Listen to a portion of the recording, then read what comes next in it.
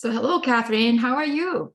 I'm doing fine. Thank you. Very glad to be with you today. Yeah, very glad to be with you. So for those of people who do not know us, I'm just going to do a quick intro before I start asking you this question. That's just burning question I have in my head and in my heart that I think would really help a lot of women, aspiring women leaders Mhm. who really want to develop their executive and leadership presence. So for those of you who see us for the first time, Catherine is my dear colleague, certified high performance coach. She's a former CEO in one of the largest consulting firm. She has lots of experience working with many male senior leaders in C-suite meeting rooms and boardroom. So I wanted to ask her today, how would one build what's called Gravitas? It's supposed to be the most indicative and most important attribute of an aspiring leader to signal to their senior leaders that I am ready to be considered for the more responsibility and next role. It's really hard to measure, right? It's kind of intangible thing. So does that sound good with you? Oh, absolutely. Absolutely. I think that, Gravitas starts with one wanting to be present on stage. It's like, you are in the business, would it be with corporate or with a smaller business? It's your presence, what you give to your audience, what you give to your peers, what you give to the teams, to the clients, the stakeholders. So it starts with a presence. And you can have a t-shirt wearing personality like me now for most of my time, or being in a business dress or business attire. It is about, you need to be there in your body. People need to feel that energy, because you cannot go into it,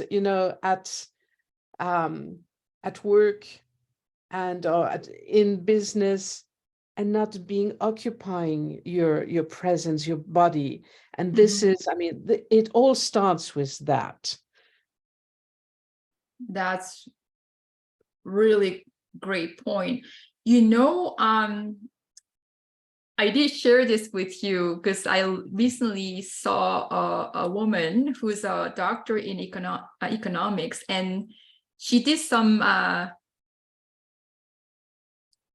I think she did survey and then focus group to talk about what real senior leaders think of executive and leadership presence. And what she told me, what she shared, I think it was talks at Google. She said, Gravitas, without a doubt, across all cultures, all ethnicity, is 2/3 of what signals you to be as somebody who's prepared for the next level. And then after that, 1/3 might be communication, and appearance is very small. And the reason why I wanted to ask you this question is, young people or middle-level women who work really hard, they know their stuff really in and out. They worry about wearing suit, doing proper makeup, wearing high heels, and then, present in front of C-suite leaders. At least that's how I started. And, fake it until you make it. There's something missing there, right? I think it is, if for someone it is really important to be, for instance, in high heels. And I'm going to tell you why I never, rarely wore high heels. because I started in logistics. So when you walk in the production site on the metal stairs, which are, almost where you can see everything from underneath, you don't wear such things. So I got accustomed to wear some more elegant but comfortable things, and I felt authentic in it. It was reflecting my personality. So I think a woman who dresses in a very feminine way, as long as it is authentic to her personality and reflects it, that's fine. As well as a woman who wears more comfortable, comfortable attire, or some I think as long as you are authentic and you know your value and the value you bring to the table, that is for me what is the most important thing. Now, if it fits to the culture of a company and the expectation on how you dress or not, that is another thing, but it is up to each of us to find out, okay, can we feel comfortable with it? Can we find still or be our voice, be ourselves in an environment where we don't like the dress code as much as, or where it doesn't represent us as well. But that is something very, very personal. I think that I know someone who used to be a CEO and who was really almost in private hard rock guy, playing hard rock music and being really passionate. And he was really authentic. The thing is, if there is a clash between the authenticities of the person and the company, it will never work. So at one point in time, it will go downhill and no one will be very happy. So I think it is really to find, how are we in tune with each other? Me as the employee and the company with the employee. And can we grow together? Can we walk together and do some business together? Right. That's a good point. I know when we talk about how to build Gravitas, we're gonna kind of, it's not really like three separate parts. Like communication, if you are good, that's part of Gravitas. And if your appearance is authentic, it's in line with your company culture, that's also part of Gravitas. So I'm gonna park that for now, but thank you so much for sharing that. And when you say it's what value you're going to bring to the table, how do you mean by that? What value? How should he interpret that? Well, let me take a personal example, but from, I used to run an agency for classical singers. Okay. And I was working with men as well as with women. And I was following mostly one female singer because of her talent, and I mean everything that she was all the professional side that she was bringing with her. The others had it too, but she was very exceptional. And I must say, I mean, this woman was really tiny, very thin, and had such a big voice, really such a big voice. And I learned so much from working in opera houses and concert halls, seeing soloists playing with orchestras, with conductors, because you could immediately see when someone, only during the rehearsal, if a soloist was walking on the stage, orchestra was starting playing, and the way they opened up, I mean, the posture and the way they looked and the way they projected the sound, if they were good, yes or no. And it impressed me so much. And I was at that time 35. And I learned so much about, when I want to be present, I need to be there. Nothing else exists. And I'm going to project my idea or my vision. And it was interesting because this one singer, when she was on stage, I mean, she looked huge. I mean, really seriously.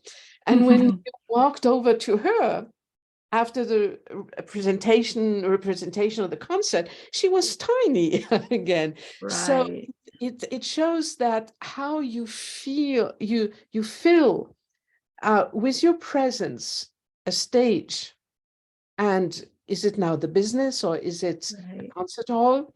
It is, and whatever happens, you are there, you're singing, and you are basically projecting the sound in such a way that even if the conductor fails or wants to go in another direction, you are conducting the orchestra.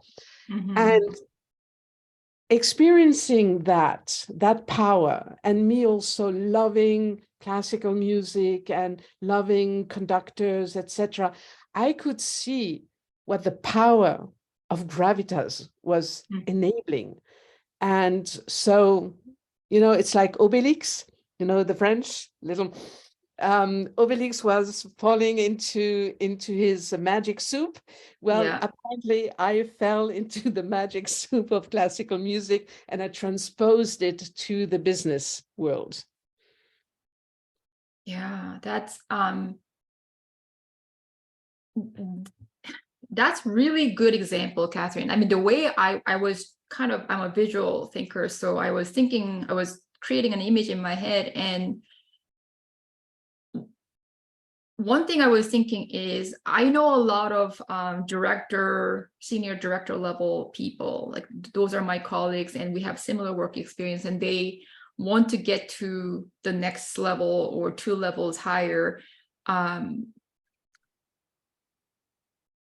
executive position and continue to move up. And I wasn't really holding, he was kind of, okay. So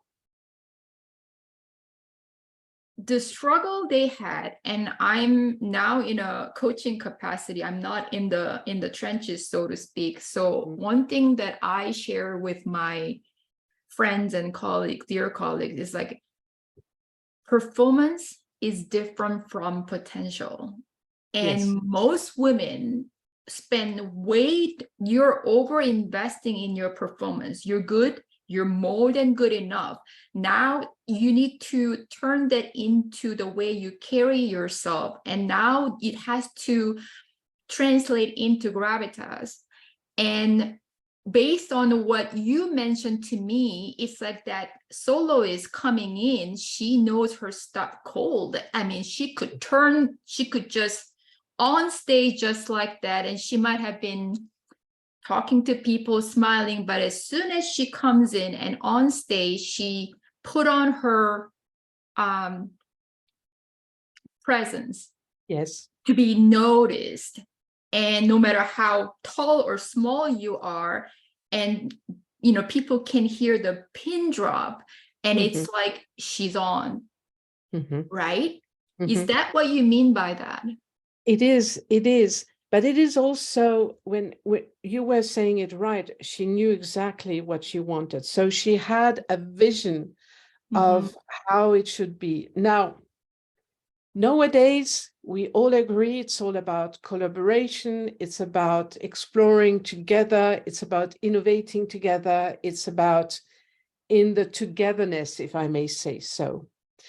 And I totally agree. Therefore, here it is, what is required is also a little bit less presence so that you can allow others to blossom and to come out.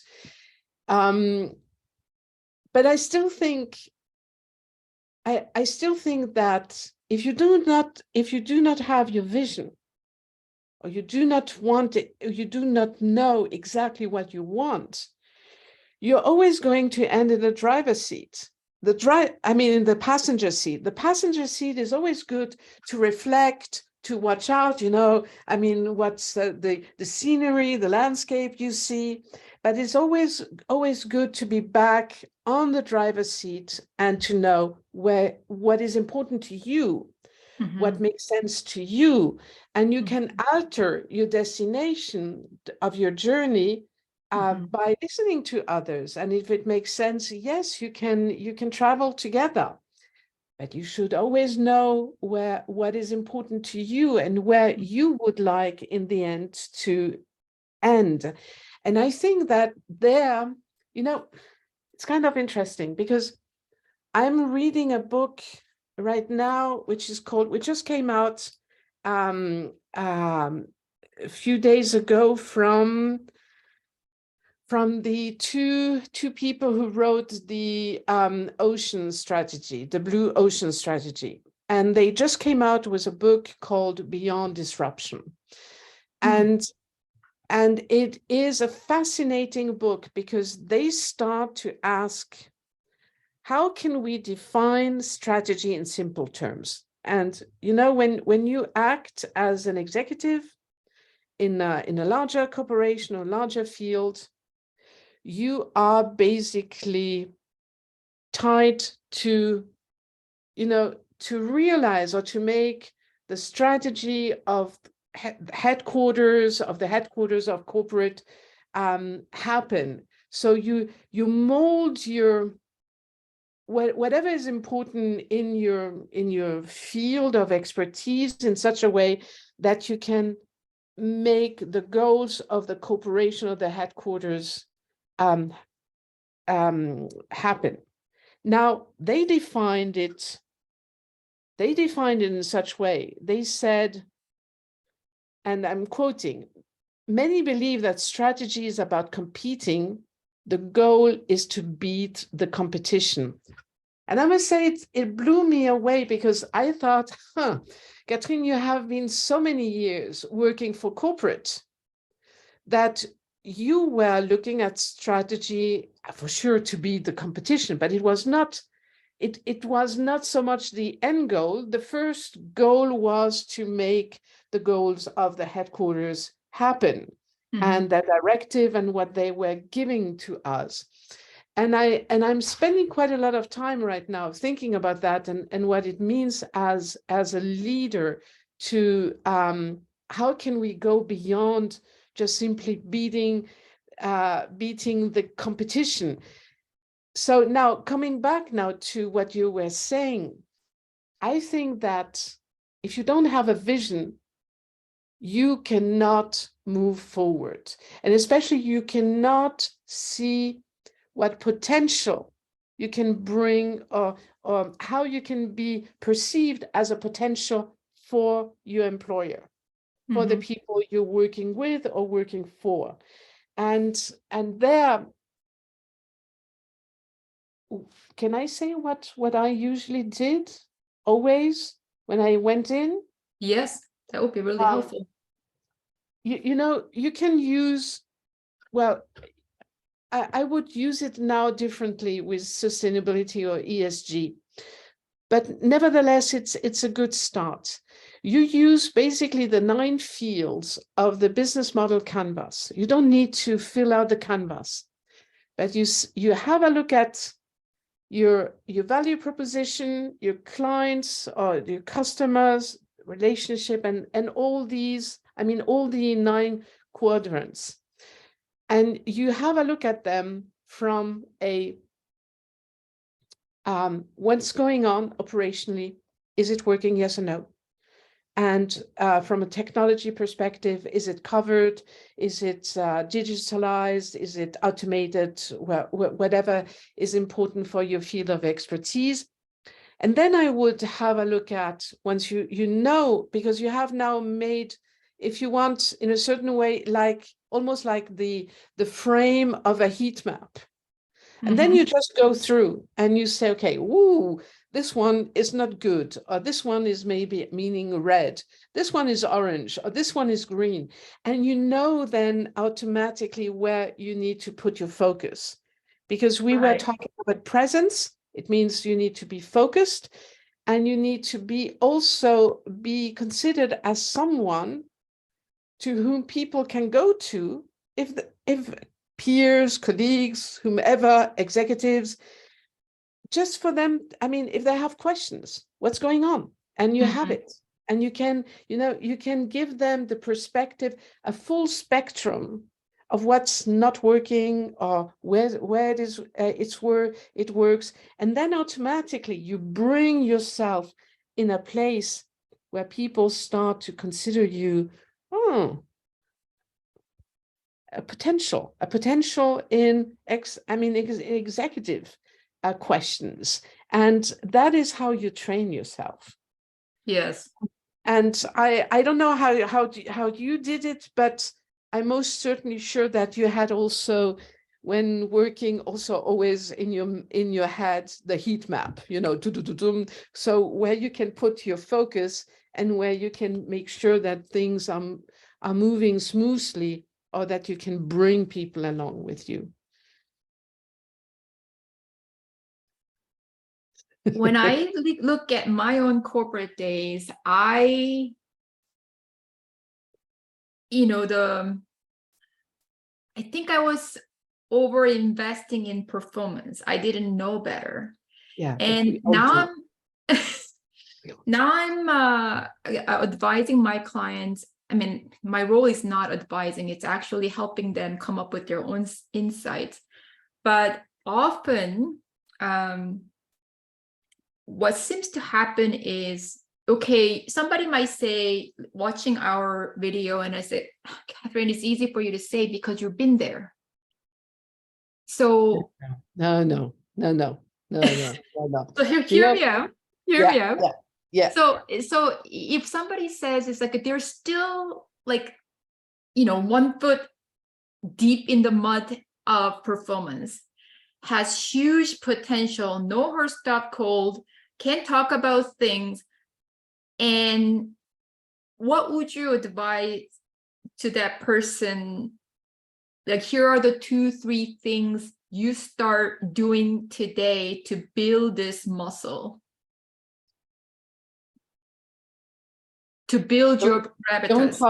Don't talk as much as me. But I mean, I was sharing. That is my excuse. Be very crisp and clear with the message you want to convey. It's really important. And not to say you have to do that or you need to. It's about stating the facts and drafting a solution. I had to learn a lot because, I was exactly like you. I was running after the performance and wanting to prove to everyone what a great job I could do and to get recognized. And I learned something from the Northern American people, our colleagues and executives above me. They said, don't present us with the end solution. Only present us with a draft of an idea, please. So that, and it took me several years to understand that. So that, but for sure, as you move further, you will have to make sure that it's not only something vague or draft, it can be, so that people have also the confidence in you that you will be able to make it happen.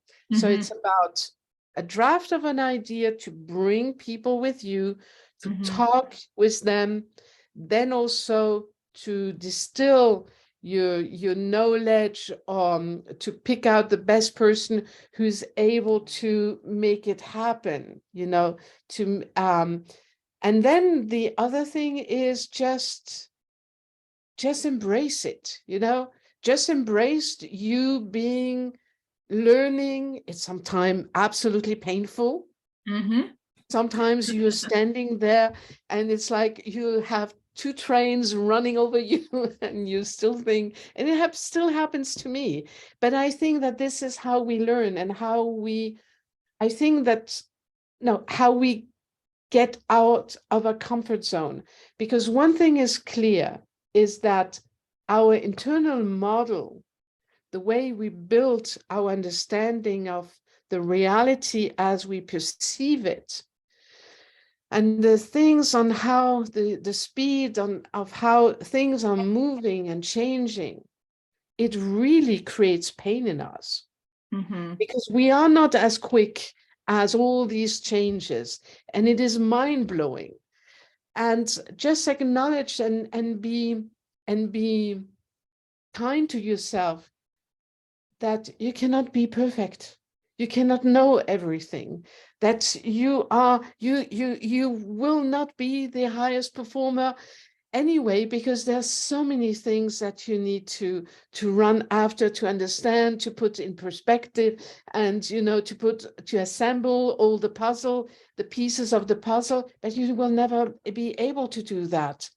So I think that today it is about, the third one is really about building a network, a trusted network of people who help you also to grow and on whom you can rely on. You read my mind. I think that was my next question, because you have knowledge, you practice, don't take things personally, learn from each experience, but you surround yourself with different people who would help you raise your standards and help you build things as you go. Is that what you mean by network of people? Yes, but I would say raise your standards. The other people within your network can be some role models, but it is up to you to raise your standards. Never give your standards away where they are to someone else, because else you're going to suffer, because these people will always be before you or a step in front of you, and you will just exhaust yourself. So it is about you, what you want to become, align the people you're looking for with what you want to become at that moment, and then continue to grow. I think else you will be unhappy, because you're running after all, I don't know, after influencers, top coaches, top CEOs, and just be yourself, learn about yourself. I mean, isn't it what is, the lesson of life? For me will be that I know that I did my best until the end. And that I was able to surmount whatever obstacle life throws at me or at us, and still be who I wanted, be authentic, that I grew, that I stepped out of my comfort, even if sometimes it's really, it doesn't, how should I say, sometimes it doesn't feel comfortable at all, True. We're at time now, but I know there was a story that how you absolutely commanded the boardroom when you're in a really difficult situation. So that should be our next subject when we talk about communication piece, because I've learned so much as always today, and we talked about Gravitas, how do you develop it, and creative capacity to build it, surround yourself with people who will support you, but having a presence and having a vision, and kind of pre-framing the meeting. So you have a solution, but it's a draft solution, and you really bring people in to get to the next level. So there's so many things. I have to summarize this before I share this video with our audience, because there's so many gold nuggets there. So I really appreciate it. Thank you. Thank you. And, just to give some as an appetizer for the next session, it is sometimes you're confronted with some pretty disastrous situation, and it's fine, even if it hurts, it's fine. because problems are there to be solved, and without problems, we wouldn't be alive. But sometimes there are situations where you have basically no other chance than to be present, because you exactly know if you screw up in this few minutes, you are allowed to speak up or to share your status or the status of the situation. If you mess this up, you know that you won't stay in the job or in the position where you have been appointed. And so that is what I would like. I mean, if you ask me, I mean, which I would be delighted to share also, because it was a kind of a funny situation, even though after 7-8 minutes, I felt really relieved that my head, figuratively, was still on my shoulders. That story deserves another 30-minute lessons from you, because that blew my mind. And it's I felt like that was from somebody who's highly intelligent, know her stuff, and kind of size up the seriousness of the situation. It's like, hey, what am I going to say? And then you formulate that idea and present it. So I want you to save that, because I want to do this next But one. can I add something here? Yeah. And I think that this goes again to the collaborative aspect. You can only be as good as you allow every team member to be good at what they do and what they can. And everything I've done, even if I had maybe some good reactions, I could have never achieved it if, as a team, every one of us was playing their part. And I think that this is really important, because there is no lone hero. I mean, this story doesn't last very long. Absolutely. If you are lonely in leadership position, you're not doing it right. I mean, you have your own vision, but you have to have people around you who support and share your vision, and that's part of your job. So again, thank you so much. And this is just one of the first 2 or 3 things that I really like to highlight to help people. Like, there's something that I've learned from you. I don't even know how to explain it and give justice. So it has to come from you, and I have to continue to interview you. So until then, yes. Thank you so much. Merci thank bien. you so much. Thank you.